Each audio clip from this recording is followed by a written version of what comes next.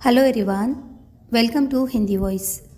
प्रकाश भारती जी का नॉवल करोड़ों का वारिस पार्ट 4। ये लोग कौन है? मेरे दोस्त हैं। इन्हें अपने कमरे में ले जा सकता हूँ? ज़रूर। अजय और मेहता को साथ लिए वो भीतर दाखिल हुआ। उसका कमरा दूसरे खंड पर था, छोटा लेकिन साफ सुथरा। वो खिड़की के पास जा खड़ा हुआ। तशरीफ़ रखिए। वहाँ मौजूद इकलौती कुर्सी की ओर हाथ हिलाकर बोला, तुम में से एक साहब को बिस्तर पर बैठना होगा। शुक्रिया, मैं खड़ा ही रहूँगा, मेहता ने कहा। यहाँ पहुँचने के लिए मुझे कई घंटे कार ड्राइव करनी पड़ी है। मुझे आज रात वापस भी लौटना है, कार से ही। मुझे खेद है कि मेरी वजह से आपको इतनी तकलीफ़ उठानी पड़ी, लड़के ने तनावपूर्ण स्वर में कहा। तुम गलत समझ रहे हो, इसमें पर्सनल कुछ नहीं है, ये तो मेरा काम है, मेहता बोला। डॉक्टर चौधरी ने बताया था कि तुम्हारे पास अपना बर्थ सर्टिफिकेट है, क्या मैं देख सकता हूँ? ज़रूर। लड़के ने अलमारी खोलकर किताबों के बीच से कागज़ निकालकर उसे दे दिया।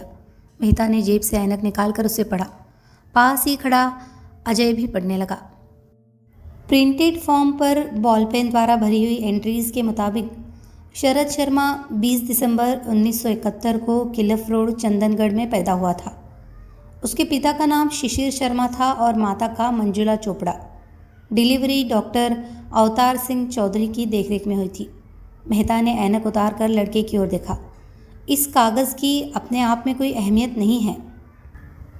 कोई भी संबंधित जन्म एवं मृत्यु पंजीकरण कार्यालय में आवेदन करके बर्थ सर्टिफिकेट प्राप्त कर सकता है, किसी का भी। लेकिन ये मेरा अपना है जनाब। ये इसी साल 5 महीने पहले की तारीख में इशू किया गया था। उस वक्त तुम कहाँ थे? नैनीताल में। मैं करीब 6 साल से वहाँ रह रहा था। सेंट माइकल कॉलेज में? अजय ने पूछा। पहले स्कूल में पढ़ा, फिर उस कॉलेज में चला गया। मैंने इसी साल ग्रेजुएशन किया है। वह तनिक रुका, फिर विचारपूर्वक बोला, मैं समझता हूँ आप ये सब चेक कराना चाहेंगे, इसलिए आपको बता देना चाहता हूँ कि स्कूल और कॉलेज की पढ़ाई के दौरान मैंने अपना असली नाम इस्तेमाल नहीं किया था। क्यों? क्या तुम अपना असली नाम नहीं जानते थे? बेशक जानता था, शुरू से ही जानता हूँ। अगर आप उन हालात के बारे में जानना चाहते हैं तो मैं खुलासा तौर पर बता सकता हूँ। ज़रूर बताओ, मेहता ने कहा। मैं भी जानना चाहता हूँ। लड़के ने अलमारी से हेरोल्ड रॉबिन्स का उपन्यास बैत्सी निकाला और उसे खोलकर फाउंटेन पेन से उस पर लिखा शरद दत्त जोशी दिखाया। पढ़ाई के दौरान मैंने ये नाम इस्तेमाल किया था, शरद दत्त जोशी। इसमें शरद मेरा अपना नाम है और सरनेम उस नेक बुजुर्ग का है जिसने अपने घर में मुझे पनाह दी थी। वह नैनीताल में ही रहता है, मेहता ने कहा। जी हाँ, पता है, 1028 ए सिविल लाइंस। मैं करीब 6 साल तक यही रहा था उसके साथ। उनका पूरा नाम केशव दत्त जोशी था। वह सेंट माइकल कॉलेज में लेक्चरर थे। क्या ये अजीब बात नहीं है कि तुमने उसका नाम इस्तेमाल किया? मैं ऐसा नहीं समझता। क्यों? क्योंकि हालात ही अजीब थे। मिस्टर केशव दत्त जोशी अगर मेरे मामले में दिलचस्पी नहीं लेते तो न जाने मेरा क्या होता। ये उन्हीं की मेहरबानियों का नतीजा है कि मैं खुद को पढ़ा लिखा शरीफ आदमी कह सकता हूँ। उनसे पहली मुलाकात के वक्त मेरी हालत बेहद खस्ता थी। मेरे कपड़े पुराने और मैले थे, जूते फटे हुए थे और मैं 3 रोज़ से भूखा था। मेरा न तो कोई कहीं घर था, न कोई परिचित और न ही पुराना स्कूली तालीम का कोई रिकॉर्ड मेरे पास था। इन सबसे बड़ी बात थी कि मैं अपना नाम तक किसी को नहीं बता सकता था। क्यों? क्योंकि मुझे डर था कि अगर पकड़ा गया तो मुझे वापस दिल्ली अनाथालय में भेज दिया जाएगा। फिर वहाँ के लोग अनाथालय से भागने के जुर्म में हर तरह की सख्ती मेरे साथ करेंगे। अनाथालय से भागे और बाद में पकड़े गए कई दूसरे लड़कों के साथ भी पहले भी सख्तियाँ कर चुके थे। वहाँ का मैनेजर वैसे भी मुझे पसंद नहीं करता था। मैनेजर कौन था? रघुवीर सिंह यादव। और अनाथालय कहाँ था? दिल्ली में, मेहरौली के पास अपना घर। तुमने बताया था कि तुम्हारी माँ तुम्हें वहाँ छोड़ गई थी, अजय ने पूछा। हाँ। उस वक्त कितनी उम्र थी तुम्हारी? 4 साल। तुम्हें अपनी माँ याद है? हाँ, उसका चेहरा आज भी मुझे अच्छी तरह याद है। वो पतली दुबली थी और रंगत पीली थी। मेरे ख्याल से वो बीमार थी, बुरी तरह खांसती रहती थी। आवाज़ भारी और धीमी थी।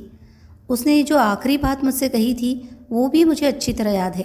उसने कहा था, तुम्हारे पापा का नाम शिशिर शर्मा था और तुम चंदनगढ़ में पैदा हुए थे।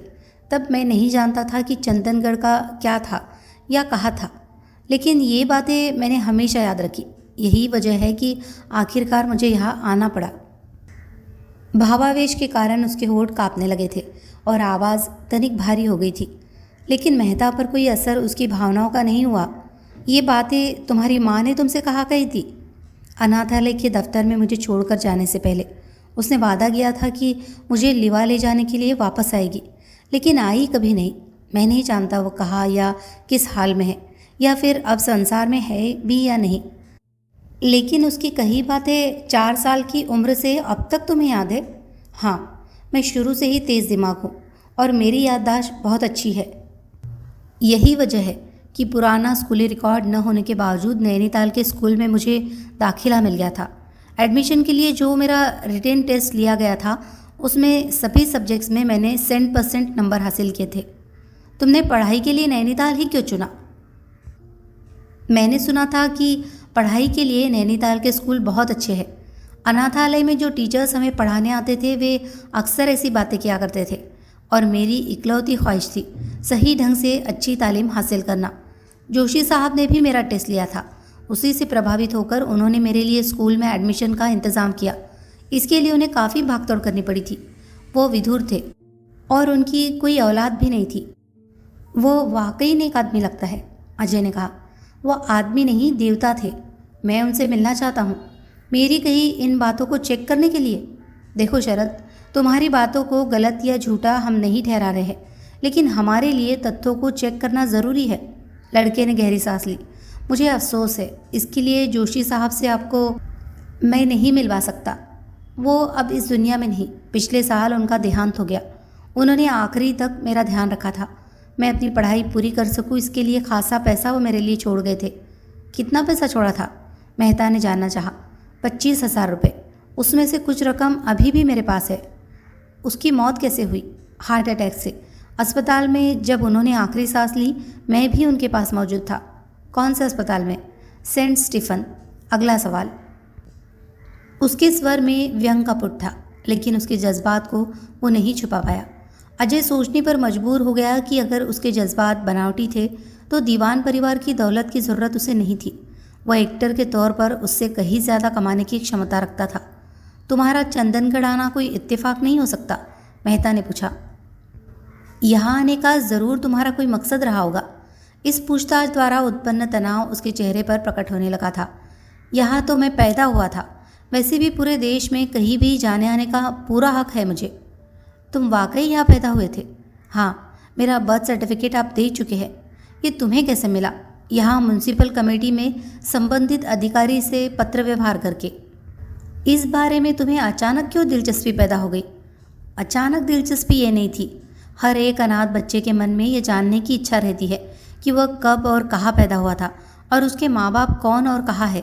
इसमें अचानक वाली बात सिर्फ ये कही जा सकती है कि पहले कभी म्यूनसिपल कमेटी से पत्र व्यवहार करने की बात मुझे नहीं सूझी। तुम्हारे पत्र व्यवहार का आधार क्या था? तुम्हें अपनी बर्थ डेट पता थी?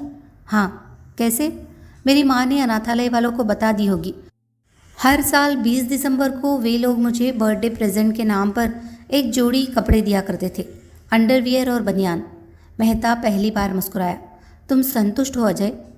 इस वक्त तो हूँ। हमारा सारा दिन बड़ी भागदौड़ में गुजरा है। तुम आज रात यही क्यों नहीं ठहर जाते? नहीं दोस्त, सुबह 10 बजे मुझे एक इम्पॉर्टेंट केस के सिलसिले में अदालत में हाजिर होना है। उससे पहले केस की फाइल की फाइनल स्टडी करनी है, मेहता ने कहा। फिर लड़के से पूछा, कार चलाना जानते हो? जी हाँ, लेकिन न तो मेरे पास कार है और न ही ड्राइविंग लाइसेंस। करीमगंज तक मेरी कार ड्राइव करना पसंद करोगे? कब? अभी। लेकिन मैं वापस कैसे लौटूंगा? उसकी ज़रूरत अब नहीं पड़ेगी। तुम्हारी दादी माँ तुमसे मिलकर बेहद खुश होगी और मुझे यकीन है वो तुम्हें वापस नहीं आने देगी। मगर मुझे सुबह पेट्रोल पंप पर जाना है। पंप का मालिक तुम्हारी जगह किसी और को रख लेगा, अजय ने कहा। तुम जाओ शरद, तुम्हारी ज़िंदगी में ज़बरदस्त तब्दीली आने वाली है और ये उसकी शुरुआत है। लड़का चकित सा प्रतीत हुआ। फिर उसने कमरे में यूं निगाहें दौड़ाई मानो उस स्थान को छोड़ना वह नहीं चाहता था। शायद वो ऊंची छलांग लगाने से डर रहा था। चलो, मेहता बोला। जल्दी करो। शरद की हिचकिचाहट दूर हो गई। उसने अलमारी से एक पुराना सूटकेस निकाल लाया। अजय और मेहता उसे पैकिंग करते देखने लगे। थोड़ी ही चीज़ें थी, एक सूट, 4 कमीज़ें, 2 जीन्स, जुराबें, शेविंग का सामान, 10-12 किताबें और बर्थ सर्टिफिकेट। अजय सोच रहा था, क्या शरद शर्मा उर्फ शरद दत्त जोशी नाम का यह लड़का वास्तव में दीवान परिवार की करोड़ों की दौलत का वारिस था? उस रात देर तक अजय होटल के अपने कमरे में बैठा शरद शर्मा की कहानी के नोट्स तैयार करता रहा। कहानी अपने आप में लचर थी, लेकिन शरद के सुनाने के ढंग और इस असलियत ने कि वो आसानी से चेक की जा सकती थी, उसे सही और तर्कसंगत बना दिया। उससे बातचीत के दौरान जहाँ कई बार अजय को सच बोलता नजर आया था, वहीं कई दफ़ा ऐसा भी लगा था कि वह अपनी अभिनय प्रतिभा का इस्तेमाल कर रहा था। अगली सुबह नोट्स को लिफाफे में डालकर विराट नगर में अपने फ्लैट के एड्रेस पर पोस्ट करके अजय पुलिस स्टेशन पहुंचा। इंस्पेक्टर चौहान वहां नहीं था। उसके एक असिस्टेंट ने उसका एक रिटर्न मैसेज अजय को दे दिया। अजय ने मैसेज पढ़ा। नारायण दास के बारे में कुछ जानकारी हासिल हुई है। 1960 तक वह सलीमपुर में बंदरगाह पर बदमाशी करता था। 1962 से लालचंद के गिरोह का सक्रिय सदस्य बन गया। 1964 में उसे हत्या के संदेह के अपराध में गिरफ्तार किया गया, लेकिन पर्याप्त सबूत न मिल पाने की वजह से छोड़ देना पड़ा। 1965 में उसे सशस्त्र डकैती के जुर्म में सजा हुई। 1969 में छूटा। 1970 में फिर पकड़ा गया। जेल से भागने की कोशिश की तो सज़ा बढ़ा दी गई। 1971 में वह जेल से भाग गया और दोबारा पकड़ा नहीं गया। अजय पुलिस स्टेशन से बाहर आ गया। उसने राजेश मोहन के होटल सनशाइन को फ़ोन किया। होटल सनशाइन, दूसरी ओर से कहा गया। अजय ने पहचाना, आवाज़ उसी रिसेप्शनिस्ट की थी जिसे उसने 100 रुपये दिए थे। अजय बोल रहा हूँ, राजेश मोहन है? क्या नाम बताया आपने? अजय। मैंने कल तुम्हें 100 रुपये दिए थे। राजेश मोहन हैं? मिस्टर और मिसेज मोहन होटल छोड़कर चले गए। कब? कल, आपके जाने के फ़ौरन बाद। लेकिन मैंने तो उन्हें बाहर जाते नहीं देखा। वे लोग पिछले दरवाजे से गए थे। कहाँ गए हैं ये तो पता नहीं, लेकिन मिस्टर मोहन ने जाने से पहले विशालगढ़ फ़ोन किया था। किसे? योगेश बंसल नामक कार डीलर को। मेरा ख्याल है मोहन उसी के लिए काम किया करता था। विशालगढ़ का फ़ोन नंबर क्या है? अजय ने सोचकर पूछा। रिसेप्शनिस्ट ने नंबर बता दिया। और कुछ? अजय ने नंबर नोट करके पूछा। बस यही सब जानना चाहते थे ना आप? हाँ, अजय ने संबंध विच्छेद कर दिया। रेंटल एजेंसी में जाकर उसने कार वापस लौटा दी। वो प्लेन द्वारा विशालगढ़ पहुंचा। टेलीफोन नंबर से एक्सचेंज के जरिए उसने योगेश बंसल का एड्रेस मालूम किया। रेंटल एजेंसी से किराए पर कार ली और लगभग 12 बजे योगेश बंसल के पते पर जा पहुंचा। हाँ, कोई 20 एक पुरानी कारें खड़ी थी। एक कोने में छोटा सा खोखा बना था। पिछली तरफ काफ़ी बड़ा एक टीन शेड था। अजय जो ही कार से उतरा, खोखे से निकलकर एक युवक उसके पास आ खड़ा हुआ। नाइस, वेरी नाइस, वो बोनट को थपथपा कर बोला। कंडीशन बढ़िया है, मॉडल भी ज़्यादा पुराना नहीं है। आपको इसके बदले में हम दूसरी कार भी दे देंगे और कुछ पैसा भी आपकी जेब में आ जाएगा। मुझे जेल भिजवाना चाहते हो? अजय बोला। युवक चकराया। क्या मतलब? ये किराए की कार है। ओह, लेकिन आप किराए के चक्कर में पड़ते ही क्यों है? हम आसान शर्तों पर सस्ती कार आपको दे सकते हैं। तुम योगेश बंसल हो? अजय ने पूछा। मिस्टर बंसल पिछली तरफ है, आप उनसे मिलना चाहते हैं? हाँ। युवक ने रोड की ओर हाथ हिलाकर ऊंची आवाज़ में कहा। Mister Bansal, customer. सफ़ेद बालों वाला एक आदमी रोड से बाहर निकला। अजय उधर ही बढ़ गया। भारी बदन के उस आदमी की एक आँख पत्थर की थी और उसके चेहरे पर चौंक जाने जैसे भाव थे। मिस्टर बंसल? अजय ने पूछा। मैं ही हूँ, वह मुस्कुराया। फरमाइए। कल मोहन ने आपको फ़ोन किया था? हाँ, वो मेरे पास काम करता था, अपनी पुरानी नौकरी पर वापस आना चाहता था। बेकार आदमी है, मैं उसे ढूंढने की कोशिश कर रहा हूँ। वह विशालगढ़ में है। बंसल पुनः मुस्कुराया और अपनी बाह अजय की पीठ में डाल दी। आओ अंदर बैठकर बातें करेंगे। वह अजय को दरवाजे की ओर ले चला। रोड से स्प्रे गन की आवाज़ और पेंट की तेज़ गंध आ रही थी। बंसल दरवाज़ा खोलकर पीछे हट गया। अंदर एक नीली कार पर पेंट करता गॉगल्स लगाए एक आदमी स्प्रे गन सहित उधर ही पलट गया। अजय उसे पहचानने की कोशिश कर रहा था। अचानक उसकी पीठ पर बंसल ने कंधे से प्रहार किया। उसे यूँ लगा मानो पीछे से किसी ट्रक के बम्पर ने टक्कर मार दी हो और वह बुरी तरह लड़खड़ाता हुआ अंदर चला गया। गोगल्स वाले आदमी की गन उस पर पेंट स्प्रे करने लगी। पेंट के नीले बादल ने अजय का चेहरा ढक दिया। आंखों में भयानक जलन और नीला अंधेरा महसूस करते हुए अजय को याद आया कि सलीमपुर में होटल सनशाइन के रिसेप्शनिस्ट ने बकाया 200 रुपये नहीं मांगे थे। इसका सीधा मतलब था डबल क्रॉस। तभी उसके सिर के पृष्ठभाग पर किसी कठोर वस्तु से प्रहार किया गया। पेन से लथपथ अजय चेतना शून्य होकर नीचे आ गिरा। होश में आने पर अजय के कानों में आवाज़ें पड़ी, इसकी आंखें फोड़कर साफ कर दो, इसे अंधा करना हम नहीं चाहते। हो जाने दो अंधा, इससे इसे सबक तो मिल जाएगा। ये बंसल की आवाज़ थी। मेरी भी एक आँख खराब हो गई थी, इससे तुम्हें सबक मिला काने? बको मत, जो मैंने कहा है करो। बंसल हाफ रहा था। उसने फर्श पर थूका लेकिन बोला कुछ नहीं। अजय पेट के बल फर्श पर पड़ा था। उसके हाथ पीठ पर बंधे थे। उसने आंखें खोलने की कोशिश की।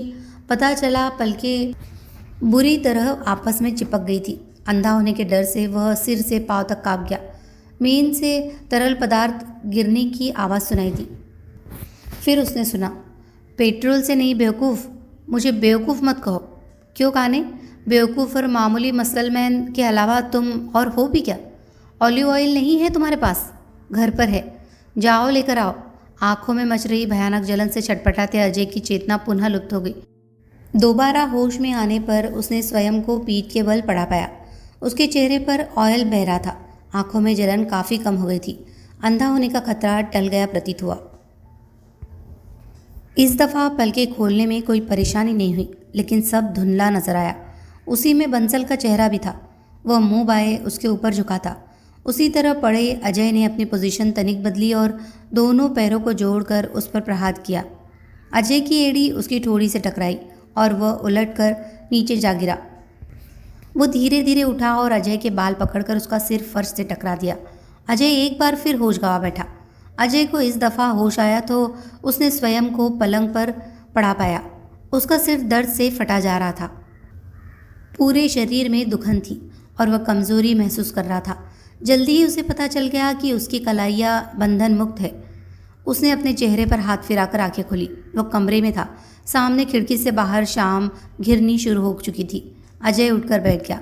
तभी पहली बार उसे दीवार से सटे खड़े आदमी की उपस्थिति का आभास हुआ। उसने अपने पैर पलंग से नीचे लटकाकर धीरे धीरे उसकी ओर गर्दन घुमाई। वह मजबूत जिस्म का युवक था। काले चिकने बाल माथे पर झूल रहे थे। पट्टियों में लिपटी बाई बाह अन्य पट्टी के सहारे गले में लटकी थी।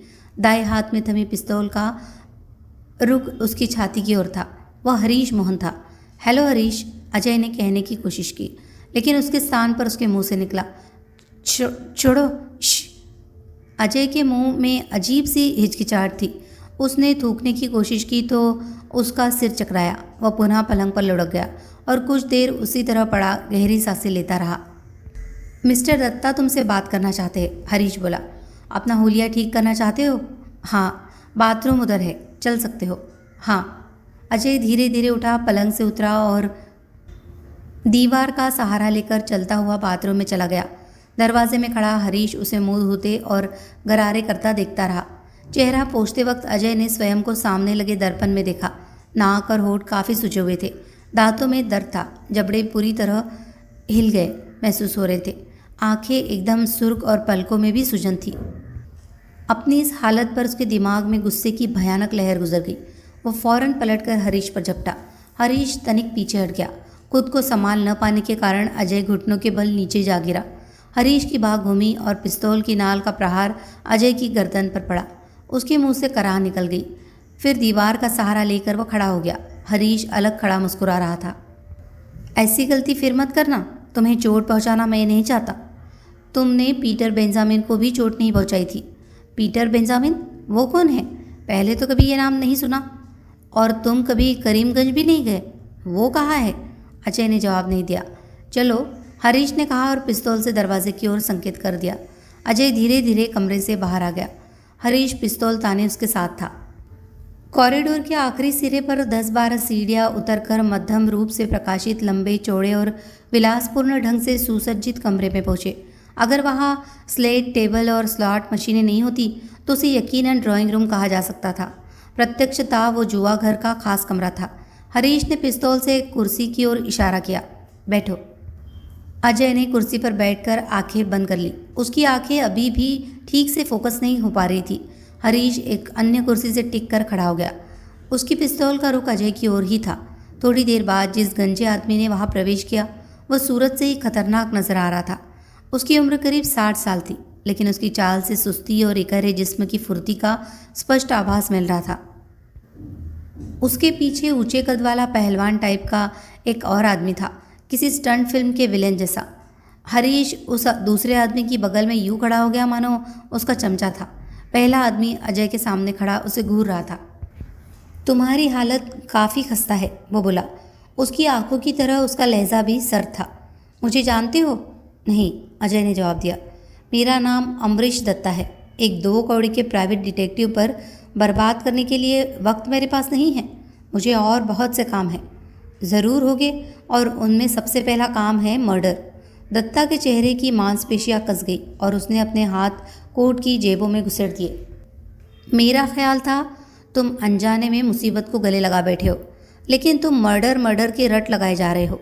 तुम जैसे आदमी का एक ही इलाज है, और ऐसा इलाज करने वालों का एक ही अंजाम होता है, फांसी का फंदा।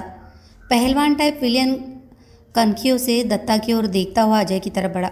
अचानक दत्ता हंस पड़ा। अजय हैरानी से उसे देखने लगा। तुम बहादुर हो यंग मैन, दत्ता बोला। तुम जैसे लोग मुझे पसंद है। तुम्हें कोई नुकसान पहुंचाना मैं नहीं चाहता। बोलो, क्या चाहिए तुम्हें? पैसा? नहीं। फिर? मर्डर। हर एक का मर्डर कर दो, तब तुम बिग शॉट हो जाओगे। मैं अभी भी बिग शॉट हूँ। मैं न तो अपनी बेइज्जती बर्दाश्त करता हूँ और न ही उन लोगों को माफ़ करता हूँ जो मेरा माल चुराते हैं। क्या पीटर बेंजामिन ने भी तुम्हारा माल चुराया था, इसलिए तुमने उसकी हत्या का हुक्म दिया था? दत्ता ने कड़ी निगाहों से उसे घूरा। तुम वाकई पागल हो। मैं कुछ कहने की इजाज़त चाहता हूँ दत्ता साहब, अचानक हरीश बोला। मैंने उस आदमी की जान नहीं ली।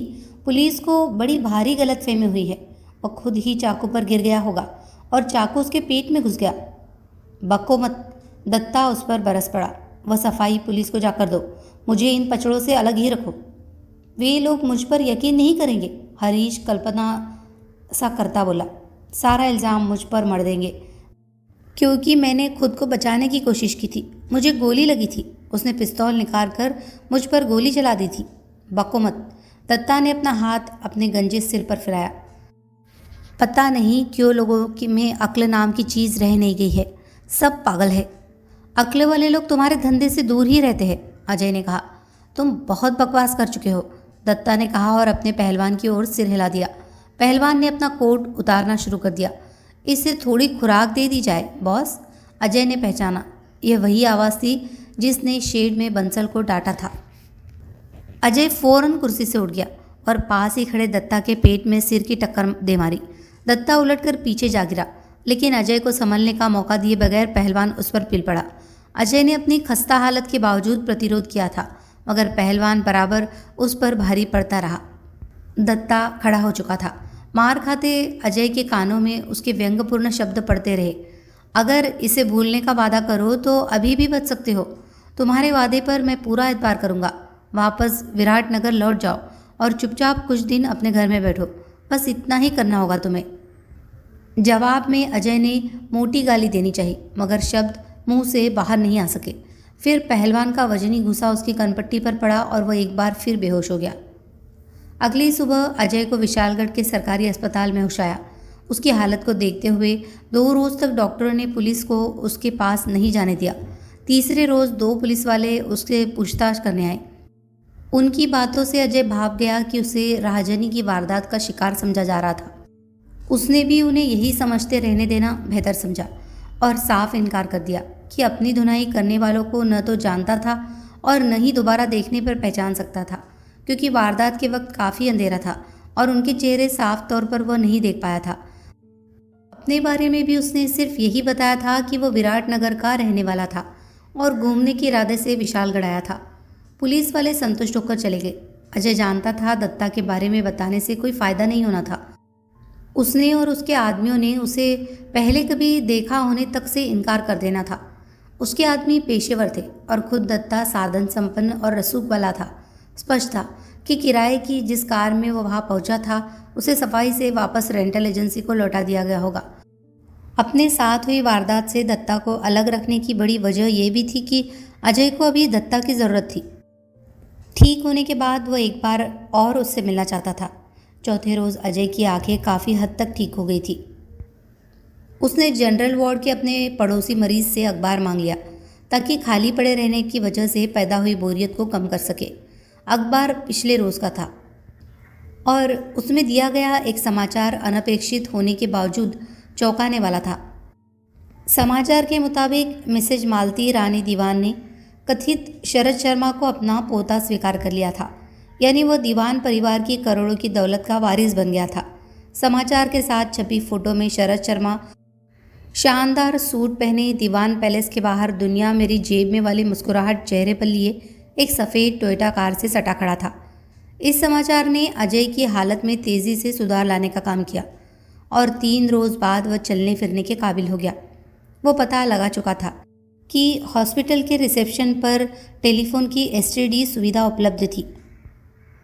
हालांकि विशालगढ़ में अजय के कई लोगों से दोस्ताना ताल्लुकात थे, लेकिन उनसे किसी तरह की मदद लेना उसने एहतियातन मुनासिब नहीं समझा। उसने एक डॉक्टर से 20 रुपये उधार लिए और चुपचाप वार्ड से खिसक कर हॉस्पिटल से बाहर आ गया। उसने करीमगंज में मेहता को फ़ोन किया। सेक्रेटरी के माध्यम से उससे संबंध स्थापित होने में इतनी देर लगी कि 20 रुपये में सिर्फ यही बताया गया कि वह विशालगढ़ हॉस्पिटल के जनरल वार्ड में था। शारीरिक कमजोरी के कारण वह इतना ज़्यादा थक गया था कि वापस अपने बेड तक मुश्किल से ही पहुंच पाया और फिर देर तक पड़ा हाफता रहा। लगभग 4 घंटे बाद मेहता आ पहुंचा। अजय ने वारदात के बारे में उसे बता दिया। उसने अजय को जबरन वार्ड से प्राइवेट रूम में ट्रांसफ़र करा दिया और आश्वासन दिया कि उसके इलाज में जो भी खर्चा आएगा वो मिसेज दीवान से दिलाने की पूरी कोशिश करेगा। लेकिन तुम्हें इस लफड़े में पड़ने की ज़रूरत भी क्या थी? अंत में उसने पूछा। अजय को सवाल अजीब लगा। क्या मिसेज मालती रानी दीवान को इससे कोई मतलब नहीं है कि उसके बेटे की हत्या किसने की थी? उसने पूछा। और क्या तुम जानना नहीं चाहते कि तुम्हारे नौकर पीटर का मर्डर किसने किया और क्यों किया? तुम इस चक्कर में मत पड़ो। पुलिस इन दोनों केसों पर काम कर रही है। ये दोनों नहीं, एक ही केस है। पुलिस इसमें कुछ नहीं करेगी। अमरीश दत्ता ने यह मामला दबवा दिया है। तुम्हें गलतफहमी हुई है अजय। ये गलतफहमी नहीं, असलियत है। हरीश मोहन दत्ता का ही आदमी है। क्या हरीश को गिरफ्तार कर लिया गया? नहीं। क्यों? वो फरार है। तुम इस मामले में सिर मत खाओ। अजय ने उसे घूरा। तुम कहना क्या चाहते हो? नाराज़ मत हो। इन मामलात में तुम्हारे तजुर्बे और खूबियों पर न तो मैं शक कर रहा हूँ और न ही चैलेंज तुम्हें कर रहा हूँ, लेकिन दुनिया जहान के तमाम मामलों में तो अपनी टांग तुम नहीं अड़ा सकते। कम से कम अपनी मौजूदा हालत में तो बिल्कुल नहीं। मेरी हालत 2-4 दिन में बिल्कुल ठीक हो जाएगी। फिर जल्दी ही मैं इस केस के बखिए उधेड़ कर तुम्हारे सामने रख दूंगा। जानता हूँ, लेकिन खुद को और किसी मुसीबत में मत डालना। मेहता हिचकिचाता हुआ सा बोला। तुम्हारे जज्बात को मैं समझता हूँ। इस वारदात ने तुम्हारे अंदर इंतकाम की आग सुलगा दी है। नहीं देवराज, ये सब तो मेरे धंधे में चलता ही रहता है, लेकिन मैं जिस मामले में हाथ डालता हूँ उसे निपटा कर ही चैन से बैठता हूँ। ठीक है, लेकिन पहले अपनी हालत तो सही कर लो। अपनी हालत से ज़्यादा मुझे मौजूदा हालात की फ़िक्र है।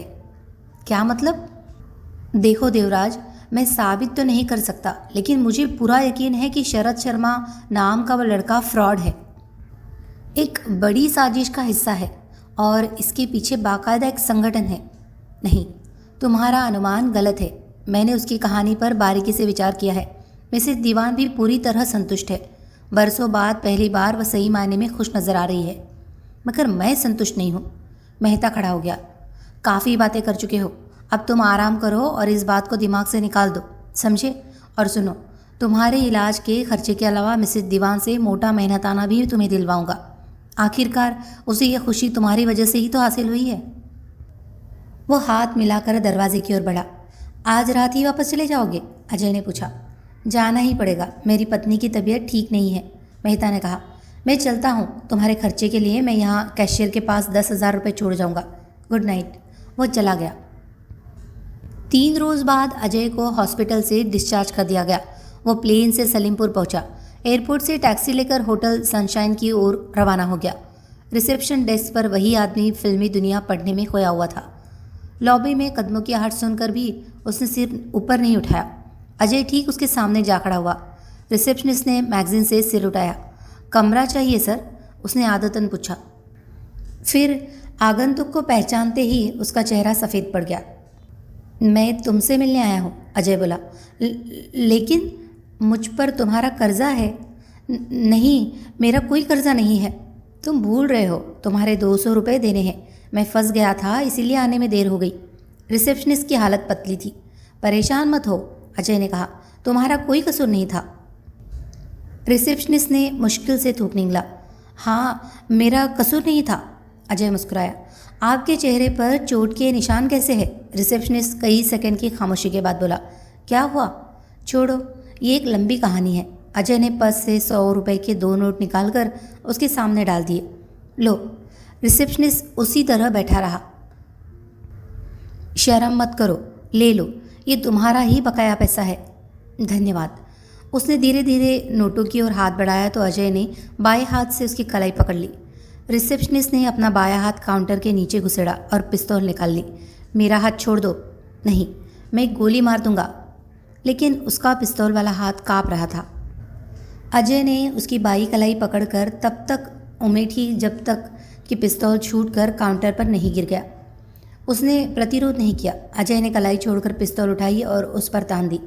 उसकी आंखें दहशत से फैल गई।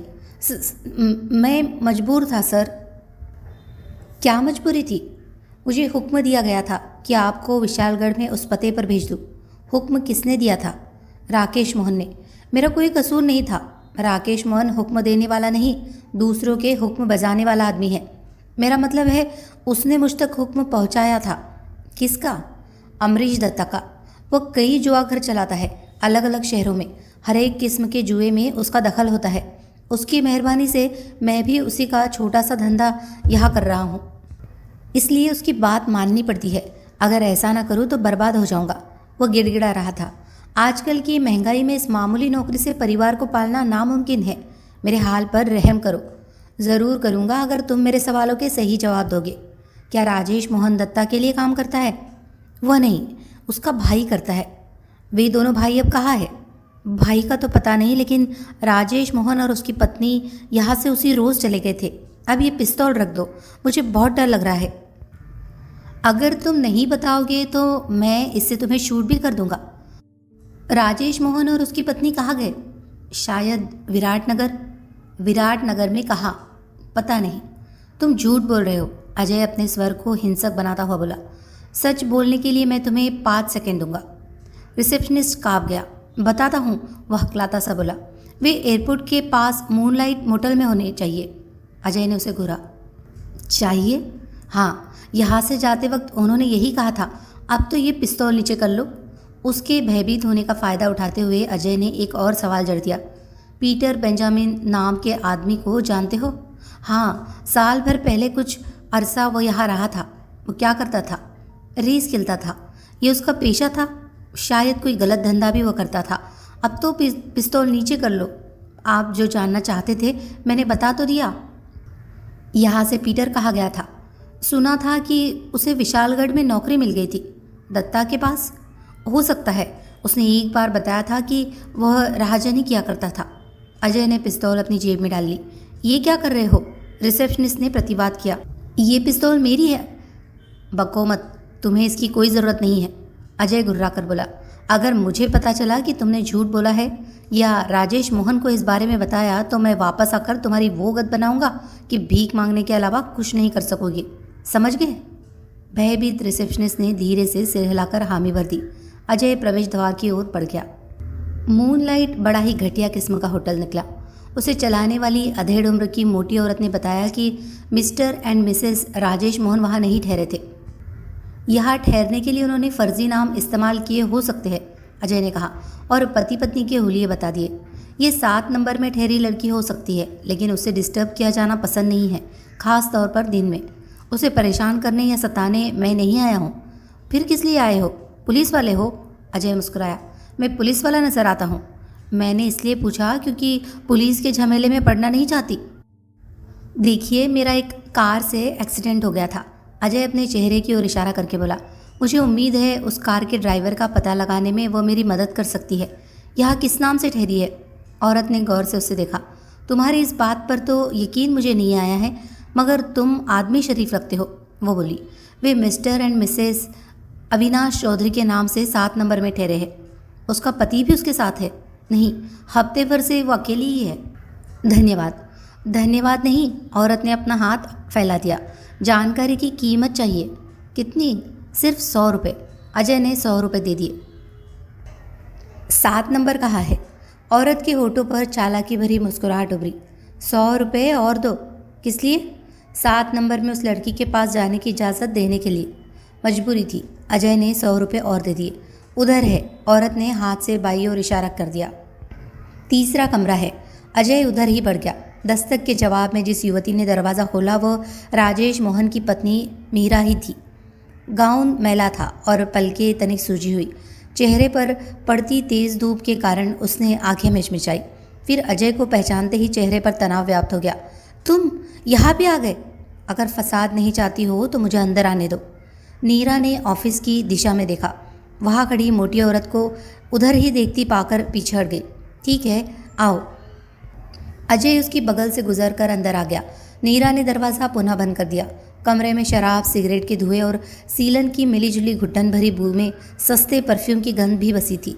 फर्श पर खाली बोतलें, सिगरेट के अवशेष, अखबार वगैरह फैले थे। मेज़ पर झूठी प्लेटें पड़ी थी। कमरे की हालत और युवती की उनिंदी आंखों से स्पष्ट था कि वह रात में यहाँ पेशा करती थी।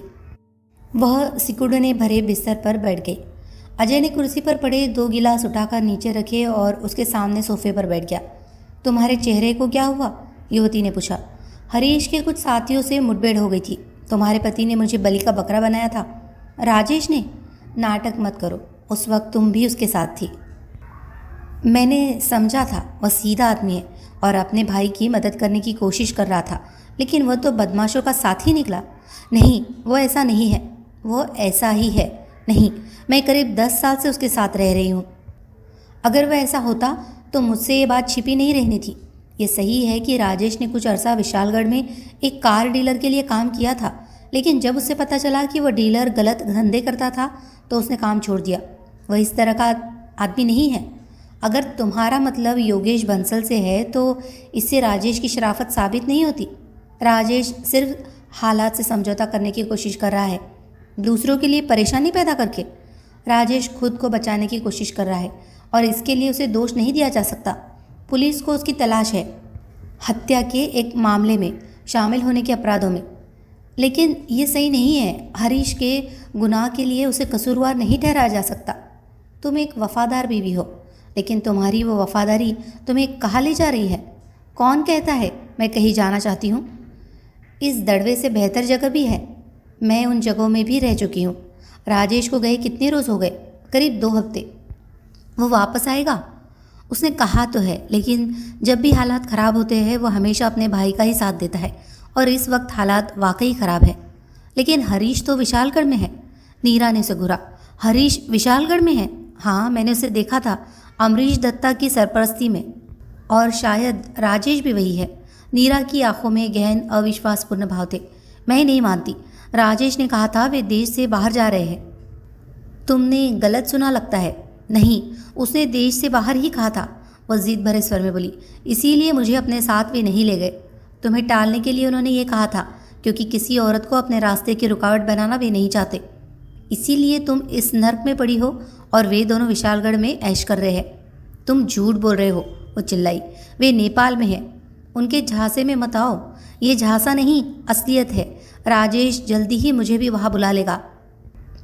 अजय को वहाँ आने का अपना मकसद कामयाब होता नजर आने लगा, लेकिन वो उन दोनों भाइयों का सही और पूरा पता जानना चाहता था। मुझे अफसोस है, उसे उकसाने की गरज से बोला। ऐसा कभी नहीं होगा। इससे ज़्यादा मुझसे तुम नहीं उगलवा सकोगे, वो बोली। अब तुम जा सकते हो। तुम्हें यकीन है राजेश तुम्हें अपने पास बुला लेगा? हाँ। क्यों? क्या उसने तुम्हें खत लिखा था या फ़ोन किया था? उसने ऐसा कुछ नहीं किया। ओह, तो तुम अपने वहम को ही यकीन मान रही हो? अजय उपहासपूर्वक बोला। नीरा पर वांछित प्रतिक्रिया हुई। नहीं, वह चुनौती भरे स्वर में बोली। उसका मैसेज मुझे मिला था। कौन लाया था? एक आदमी। कौन आदमी? था एक आदमी, राजेश ने उससे कहा था कि मुझसे मिल ले। तब तो उस आदमी को राजेश ने विशालगढ़ से ही भेजा होगा। नहीं, वो आदमी टनकपुर से ट्रक में माल ला रहा था, वही राजेश से उसकी बातें हुई थी। नेपाल के लिए राजेश और हरीश ने बॉर्डर भी वहीं से क्रॉस किया, ऐसा ही लगता है। नेपाल में उन्होंने जाना कहा था, पता नहीं, अगर पता होता तो भी मैंने तुम्हें नहीं बताना था। अजय कुर्सी से उठकर बिस्तर पर उसकी बगल में बैठ गया। देखो नीरा, राजेश या हरीश से मेरी कोई जाति दुश्मनी नहीं है। मैं तुम्हारी मदद करना चाहता हूँ। कैसे, क्या मदद करोगे? तुम अपने पति को वापस पाना चाहती हो? हाँ, लेकिन मुजरिम या लाश के तौर पर नहीं। ऐसा नहीं होगा। हमें हरीश की ज़रूरत है। अगर राजेश उसे हमारे हवाले कर देता है तो कानून की मदद करने के साथ साथ खुद को भी वो मुसीबत से बचा लेगा। क्या मेरा यह मैसेज तुम राजेश तक पहुंचा सकती हो? अगर वह मुझे फ़ोन करेगा या कांटेक्ट करेगा तो उसे बता दूंगी। तुम्हें कुछ आइडिया है कि वे कहाँ गए हैं? टनकपुर से बहुत ज़्यादा दूर जगह वो नहीं है, कोई कस्बा या छोटा सा शहर है, लेकिन उसका नाम मुझे नहीं मालूम। वहाँ जाने का सुझाव किसका था? हरीश का। हरीश पहले भी कभी नेपाल गया था? नहीं, लेकिन पीटर बेंजामिन। बातचीत की रो में वह कह तो गई, लेकिन फ़ौरन ही अपनी गलती का एहसास हो गया और उसने अपने होठ भींच लिए। इसका मतलब है? अजय ने पूछा। हरीश पीटर को जानता था। हाँ। पीटर की हत्या करने की उसके पास कोई जाती वजह थी? ये मैं नहीं जानती। वह और पीटर दोस्त हुआ करते थे। तुमने कब उन्हें साथ साथ देखा था? पिछली सर्दियों में सलीमपुर में। हरीश जमानत तोड़कर भाग जाना चाहता था, लेकिन राजेश ने उसे समझा कर रोक दिया। तभी पीटर ने उसे नेपाल में उस जगह के बारे में बताया था। क्या हरीश ने तुम्हारे सामने कबूल किया था कि उसने पीटर की हत्या की थी? नहीं, उसकी बातों से लगता था कि वह बिल्कुल बेगुनाह है। उसकी इस बात पर राजेश को भी यकीन आ गया था, लेकिन तुम्हें नहीं आया। हरीश की किसी बात पर भी यकीन मैं नहीं कर सकती। नेपाल में वो ठिकाना कहाँ है? कितनी बार कहना पड़ेगा कि मैं नहीं जानती? वह तीव्र स्वर में बोली। अब तुम जाओ, मैं जो जानती हूँ सब तुम्हें बता दिया। ठीक है। तुम्हारी माली हालत कैसी है? बहुत बढ़िया, वह कड़वाहट भरे लहजे में बोली। तभी तो इस नर्क में रह रही हूँ। अजय ने उसे 1000 रुपये देकर बाहर निकल गया। उसने करीमगंज फ़ोन करके इंस्पेक्टर रावत को सारी जानकारी दे दी, इस बात पर खास जोर देते हुए कि पीटर बेंजामिन के अमरीश दत्ता से गहरे संबंध थे। मौजूदा हालात में इस मामले में और कुछ नहीं किया जा सकता था। कोई भी नई लीड करीमगंज से ही मिल सकती थी, इसलिए उसने वहीं लौटने का निश्चय कर लिया। वह विराटनगर में भी रुकना चाहता था, ताकि करीब 2 हफ्ते की अपनी गैर हाजिरी के दौरान वहां आई अपनी डाक देख सके, ऑफिस के हाल पता कर सके और अपनी छुट्टी के कुछ रोज़ और बढ़ा सके। वो टैक्सी द्वारा एयरपोर्ट की ओर रवाना हो गया। फ्लाइट लेट होने की वजह से अजय शाम तक ही विराटनगर पहुंच सका। वह सीधा अपने फ्लैट में पहुंचा और लंबी तान कर पड़ गया। अगली सुबह इमारत का वॉचमैन रामलाल लेटर बॉक्स से निकाल कर उसकी डाक दे गया। साथ ही मैसेज दिया कि करीमगंज से डॉक्टर मदान ने 4 बार फ़ोन किया था। अजय ने डाक देखनी आरंभ कर दी। उसमें 2 लिफाफे करीमगंज से आए थे। उसमें पहला लिफाफा खुला। उसमें 25,000 रुपये के चेक के अलावा देवराज मेहता की ओर से फर्म के लेटर हेड पर एक टाइप किया हुआ एक लेटर भी था। पत्र का आशय था, अनिल दीवान की मौत के सदमे के बावजूद वह और उसकी क्लाइंट उसके शुक्रगुजार थे कि उसकी वजह से अनिल का बेटा वापस मिल गया था। यह अपने आप में इस बात का भी सबूत था कि बतौर प्राइवेट डिटेक्टिव उसकी सेवाओं की ज़रूरत अब उन्हें नहीं थी। दूसरा पत्र खूबसूरत हैंडराइटिंग में शरद दीवान द्वारा लिखा गया था। डियर मिस्टर अजय कुमार, मेरी खातिर आपने जो मेहनत की उसके लिए मैं आपका शुक्रगुजार हूँ। मेरे पिता की मौत से हम सबको भारी आघात पहुँचा है। मैं इसे कभी नहीं भुला सकूँगा, लेकिन भगवान ने इस दुख के साथ साथ एक मौका भी मुझे दिया है और मुझे उम्मीद है कि मैं खुद को अपने पिता का लायक बेटा साबित कर सकूँगा। मिस्टर मेहता ने बताया था कि किस तरह आप बदमाशों के चक्कर में फंस गए थे। मुझे उम्मीद है आप जल्दी ही पुनः स्वस्थ हो जाएंगे। मेरे साथ साथ दादी माँ भी आपके शीघ्र स्वस्थ होने की कामना करती है। मैंने दादी माँ को इस बात के लिए भी मनाया है कि आपके प्रशंसनीय सहयोग के बदले में अलग से एक चेक भिजवाया जाए। मैं और दादी माँ चाहते हैं जब भी आप इधर से गुजरे दर्शन देने का कष्ट करें। मैं खुद भी आपसे बातें करने का बेहद इच्छुक हूँ। आपका शरद दीवान। आभार प्रकट करने की औपचारिकता निभाने के लिए लिखा गया प्रतीत होने वाले इस पत्र में अजय ने नोट किया कि मेहता द्वारा भेजे गए चेक का क्रेडिट वह खुद ले रहा था। इस खत ने उसके अंदर सोए शक को एक बार फिर जगा दिया। शरद जो भी था बेहद होशियार और तेज़ किस्म का लड़का था। वो समझ नहीं सका कि लड़का उससे क्या चाहता था। शेष डाक देखने के बाद अजय ने रामलाल द्वारा दिया गया डॉक्टर मदान का करीमगंज का नंबर डायल किया। संबंध स्थापित होने पर एक लड़की की आवाज़ सुनाई दी। डॉक्टर मदान से रेजिडेंस, अजय कुमार बोल रहा हूँ मिस मदान। जी बोलिए। तुम्हारे पापा ने 4 बार मुझे फ़ोन पर कांटेक्ट करने की कोशिश की थी।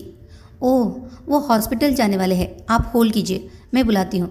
संक्षिप्त मौन के पश्चात लाइन पर डॉक्टर मदान का स्वर उभरा। फ़ोन करने के लिए शुक्रिया अजय। तुमसे मिसेस दीवान के निवास स्थान पर छोटी सी मुलाकात हुई थी, याद आया? जी हाँ, अगर तुम मेरे साथ लंच ले सको तो मुझे खुशी होगी। खुशी तो मुझे भी होगी। समय और स्थान बताइए। समय के बारे में तो इतना ही कहूँगा कि जितना जल्दी हो सके बेहतर होगा। मेरे लिए सबसे सही जगह है करीमगंज क्लब। लंच के लिए मेरे वास्ते ये सफ़र बहुत लंबा है। लंच के अलावा मेरे दिमाग में कुछ और भी है। डॉक्टर का स्वर धीमा हो गया, मानो उसे किसी और के द्वारा सुन लिए जाने का शक था। अगर तुम फ्री हो तो मैं तुम्हारी सेवाएं प्राप्त करना चाहता हूँ। किस लिए? ये तो मिलने पर ही बताऊँगा। आज आ सकते हो? ज़रूर। 1 बजे करीमगंज क्लब पहुँच जाऊँगा। अब 9 बजे है। 4 घंटे में कार से तो तुम यहाँ पहुँच नहीं सकते। प्लेन से आऊँगा। फाइन। डॉक्टर द्वारा रिसीवर रख दिए जाने पर क्लिक की आवाज़ सुनाई दी। फिर एक बार और क्लिक हुई। जाहिर था कि एक्सटेंशन लाइन पर किसी और ने भी ये बात सुनी थी। अजय ने भी रिसीवर रख दिया। वह समझ गया कि बातचीत किसने सुनी हो सकती थी। उसने अपने शेष आवश्यक कार्य निपटाने आरंभ कर दिए। करीमगंज एयरपोर्ट पर रोजी मदान ने चित्ताकर्षक ढंग से मुस्कुराकर अजय का स्वागत किया और उसे साथ लिए पार्किंग लॉट में पहुंची। कार फिएट थी। दोनों उसमें सवार हो गए। ड्राइविंग सीट पर बैठी रोजी उसकी ओर पलट गई। मैं साफ बातें करना पसंद करती हूँ। मैंने फ़ोन पर आपकी और पापा की बातें चोरी से सुनी थी। पापा से पहले मैं आपसे शरद के बारे में बातें करना चाहती हूँ। पापा बहुत अच्छे आदमी हैं, लेकिन वह 10 साल से विदुर है और कुछ बातों में उनके ख्यालात दकियानुसी है। नए ज़माने को वो नहीं समझते, लेकिन तुम समझती हो। पापा से तो बेहतर ही समझती हूँ। सीधी बात यह है कि तुम्हारी दिलचस्पी शरद दीवान में है। मैं शरद को प्यार करती हूँ, वो बेहिचक बोली, और मेरा ख्याल है वह भी मुझे प्यार करता है। तुम मुझसे यही कहना चाहती थी? नहीं, ये बताने का कोई इरादा मेरा नहीं था, लेकिन ये बिल्कुल सच है। जबकि पापा जिन बातों पर यकीन करते हैं वे सच नहीं है। कौन सी बातें? इतनी खौफनाक बातें हैं कि उन्हें दोहराना मैं नहीं चाहती। पापा से तो आप सुन ही लेंगे। पापा ने पिछली रात ही बता दिया था, इसलिए मैं जानती हूँ वो आपसे क्या कराना चाहते हैं। क्या कराना चाहते हैं? मेहरबानी करके इस ढंग से बातें मत करो जैसे मैं कोई बच्ची हूँ। पापा भी इसी लहजे में बातें करते हैं और इससे मुझे चिढ़ है। वह नहीं समझते कि मैं कानूनन बालिग हो चुकी हूँ। कितनी उम्र है तुम्हारी? 19 साल, और अच्छे बुरे लोगों को पहचानने की खासी समझ भी मुझ में है। फिर भी लोगों को समझने में हम सभी से गलतियाँ हो जाती है, लेकिन शरद के मामले में कोई गलती मैंने नहीं की है। वो बेहद अच्छा लड़का है। मैं भी उसे पसंद करता हूँ। जानकर खुशी हुई, रोजी ने कहा। शरद भी आपको पसंद करता है, वरना मैंने आपको अपना राजदार नहीं बनाना था। तुम दोनों शादी करने की योजना तो नहीं बना रहे हो? अभी नहीं, रोजी ने निसंकोच जवाब दिया। शरद पहले काफ़ी काम निपटाना चाहता है और मैं भी अपने पापा की मर्ज़ी के खिलाफ नहीं जा सकती। शरद क्या करना चाहता है? वो खुद को कुछ बनाना चाहता है। बहुत एम्बिशियस है वो, और उसकी ज़िंदगी का सबसे बड़ा मकसद अपने पिता के हत्यारे का पता लगाना है। इस मामले में उसने कुछ किया है? अभी नहीं, लेकिन मैं जानती हूँ उसकी अपनी योजनाएं हैं। हालांकि सब कुछ वो मुझे नहीं बताता। हो सकता है मैं उसकी बातें समझ भी ना सकूँ। मेरे मुकाबले में वो कहीं ज़्यादा होशियार है। मुझे खुशी है कि तुम्हें यह पता चल गया। इसे याद रखना। क्या मतलब? रोजी ने पूछा, लेकिन अजय का मतलब वह समझ गई थी। पापा कहते हैं शरद ठग है, जालसाज है, लेकिन यह सच नहीं हो सकता। तुम इतने यकीन से कैसे कह सकती हो? रोजी ने अपने वक्षस्थल पर हाथ रख लिया। क्योंकि मेरा दिल गवाही नहीं देता। शरद मुझसे झूठ नहीं बोल सकता, और कोमिला कहती है कि वह बिल्कुल अपने पिता की तरह लगता है। आंटी भी यही कहती है। शरद कभी अपनी बीती जिंदगी के बारे में भी तुमसे बातें करता है?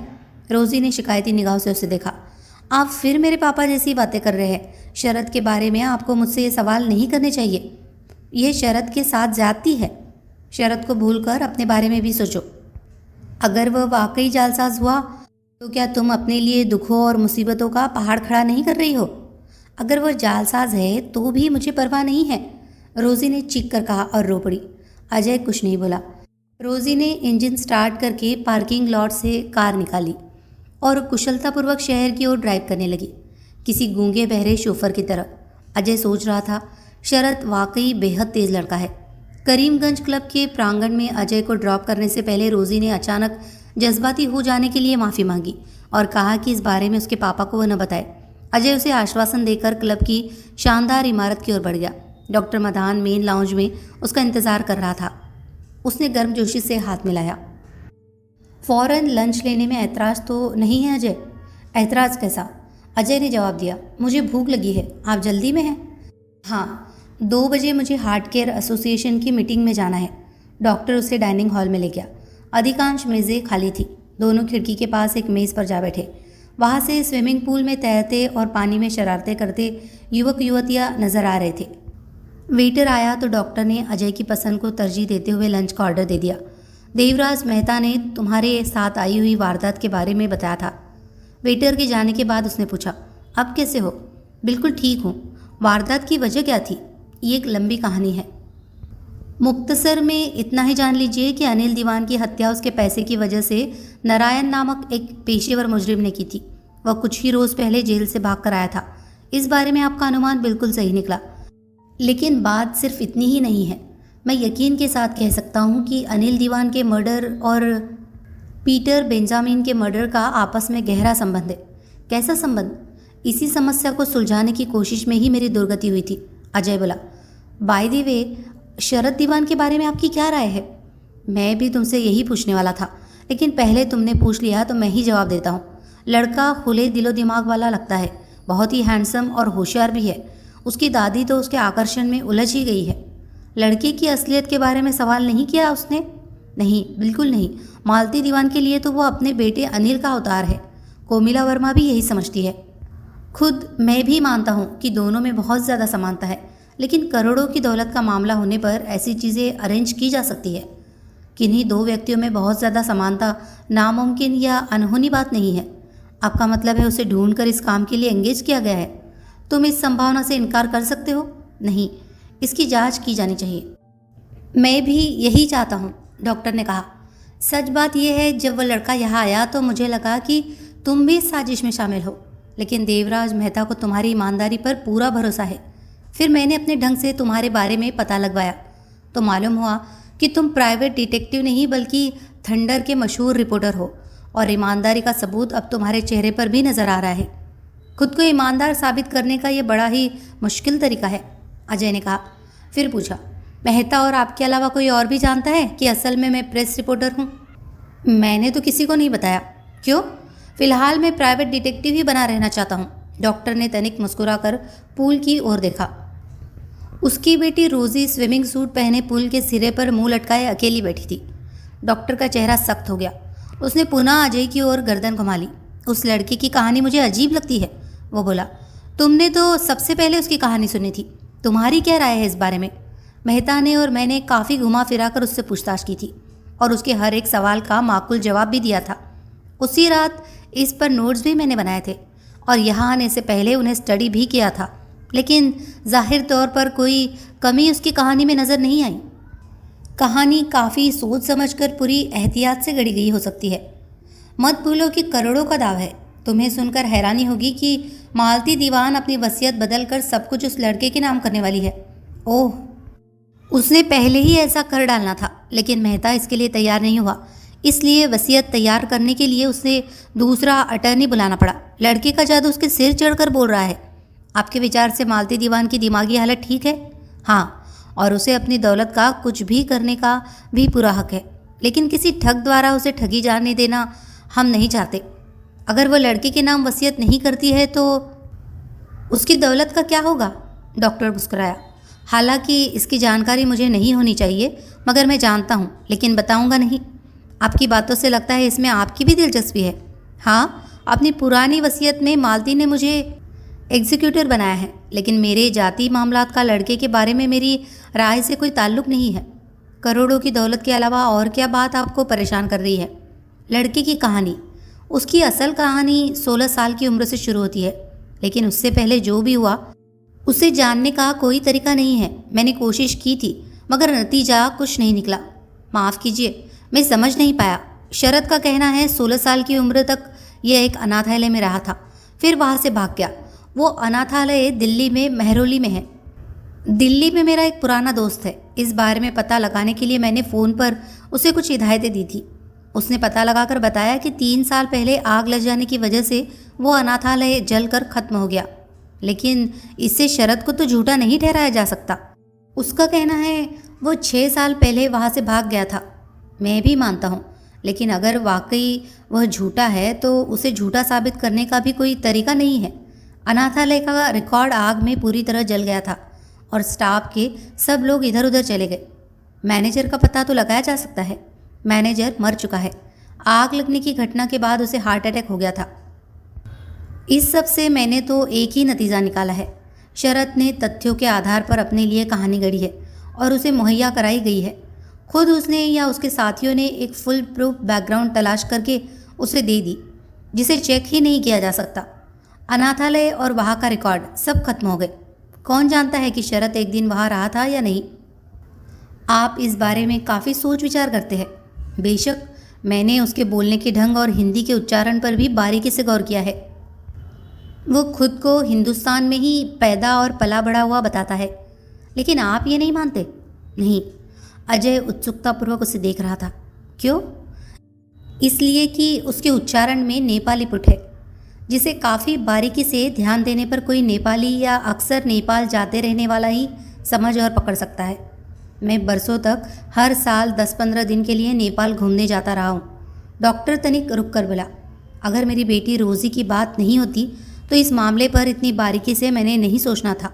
लेकिन रोज़ी उस लड़के में ज़्यादा दिलचस्पी ले रही है। और जैसा कि मुझे शक है, अगर वो लड़का वाकई कोई ठग है। उसने शेष वाक्य अधूरा छोड़ दिया। उसके साथ साथ अजय की निगाहें भी पुल की ओर घूम गई। रोज़ी अभी भी पानी में पैर लटकाए अकेली बैठी थी। उनके देखते ही देखते रोज़ी ने 2 बार गर्दन घुमाकर यूं पुल एनक्लोजर के एंट्रेंस की ओर देखा, मानो उसे किसी के आने की अपेक्षा थी। वेटर आकर लंच सर्व कर गया। दोनों कुछ देर खामोशी से खाते रहे। आप क्या कहना चाहते हैं? अजय ने पूछा। तुम्हें एंगेज करना। मेरा ख्याल है मेहता को तुम्हारी सेवाओं की और ज़रूरत नहीं है। ऐसा ही लगता है। आपने मेहता से इस बारे में बातें की थी? हाँ, वह भी इस हक में है कि और छानबीन की जानी चाहिए। बदकिस्मती से मालती दीवान इस बारे में कुछ नहीं सुनेगी और उसका अटर्नी होने की वजह से अपने दम पर वह छानबीन कराने की स्थिति में मेहता नहीं है। लेकिन मैं करा सकता हूँ। आपने मालती दीवान से इस बारे में बातें की थी? कोशिश की थी, डॉक्टर मुंह बनाकर बोला। लेकिन लड़के के खिलाफ एक लफ्ज़ भी सुनने को तैयार वह नहीं है। हालांकि कहने में अच्छा तो नहीं लगता, मगर मैं समझ सकता हूँ कि वह लड़के पर इतना विश्वास क्यों करती है। दरअसल अपने बेटे अनिल की मौत उसके लिए भारी शौक की तरह थी। उस हालत में खास किस्म का मजबूत सहारा उसे चाहिए था, और शरद से, जिसे अनिल का बेटा बताया जा रहा था, बढ़िया सहारा कोई और उसके लिए नहीं हो सकता था। शायद इस मामले को इसी ढंग से प्लान किया गया था। खैर, जो भी था, अब मालती दीवान लड़के से यूँ चिपकी हुई थी मानो उसके लिए वही दुनिया की सबसे कीमती चीज़ है और उसकी ज़िंदगी उसी लड़के पर निर्भर करती है। अगर हम साबित कर देते हैं लड़का फ्रॉड है तो क्या होगा? होना क्या है, हम उसे जेल भिजवा देंगे। मेरा मतलब है मिसेस दीवान पर क्या गुजरेगी। आपने खुद ही बताया था कि कोई भी तगड़ा शौक उसकी जान ले सकती है। मुझे याद है और ये सच भी है। तो क्या मिसेस दीवान की फ़िक्र आपको नहीं है? बिल्कुल है, और बड़ी पूरी फिक्र है। लेकिन ज़िंदगी में नैतिकता भी तो कोई चीज़ है। आखिरकार किसी क्रिमिनल कॉन्स्पिरेसी को जानते हुए भी सिर्फ इसलिए तो चुप नहीं बैठा जा सकता कि उसका शिकार होने वाला व्यक्ति गंभीर रूप से बीमार है। इस मामले को हम जितना लंबा खींचेंगे उतना ज़्यादा बुरा असर इसका मालती दीवान पर होगा। शायद आप ठीक कहते हैं। वैसे भी उसकी सेहत की जिम्मेदारी आप पर है। मैं इस मामले में भी आगे छानबीन करने का फैसला कर चुका हूँ। कब से शुरू करोगे? अभी से। मेरी तरफ से? जी नहीं, अपनी ही तरफ से, अपने अखबार के लिए। आपका सिर्फ इतना सहयोग चाहता हूँ कि बतौर प्राइवेट डिटेक्टिव काम करते वक्त क्लाइंट के रूप में मुझे अगर आपका नाम इस्तेमाल करना पड़े तो आप ऐतराज़ नहीं करेंगे। मैं कोई ऐतराज़ नहीं करूँगा। धन्यवाद।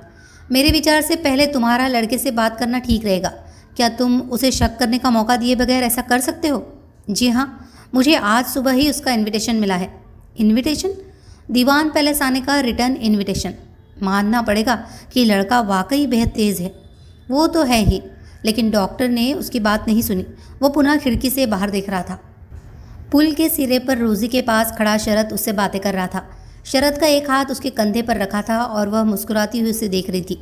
डॉक्टर अचानक अपनी कुर्सी से उठा और इससे पहले कि अजय उसे रोक पाता कमरे से निकल गया। रोजी और शरत एक दूसरे का हाथ थामे पुल एनक्लोजर के एंट्रेंस की ओर आ रहे थे। वे दोनों अपने आप में इस बुरी तरह खोए हुए थे कि सामने से आते डॉक्टर को तभी देख सके जबकि वह उनके एकदम पास आ पहुंचा। अजय भी उठकर तेजी से बाहर आ गया।